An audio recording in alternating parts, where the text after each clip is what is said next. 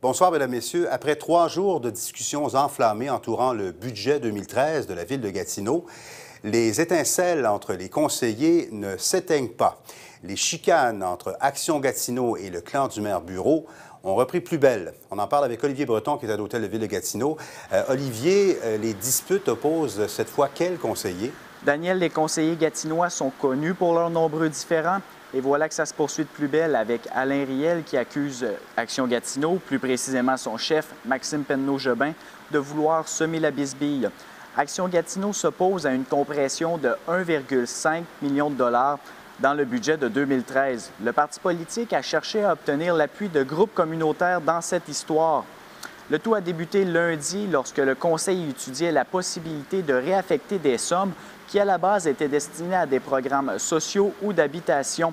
Selon Maxime Penneau-Jobin, ces réaffectations sont plutôt des compressions déguisées.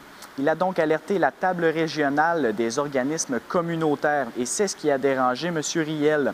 Selon lui, M. Penneau-Jobin se fait du capital politique en donnant des documents du budget. Il ajoute, et je cite, « Pourquoi ne met-il pas des efforts à faire avancer les choses plutôt qu'à semer la bisbille? » Maxime Penneau-Jobin croit qu'il aurait fait une erreur de ne pas avertir des groupes qui ont la même vision que lui dans certains dossiers. Un exemple concret est le programme des municipalités Amis des aînés. Gatineau a reçu des subventions du gouvernement québécois pour ce programme et maintenant, il changerait de portefeuille à la Ville. Donc, finalement, le 1,5 million de dollars sera réaffecté.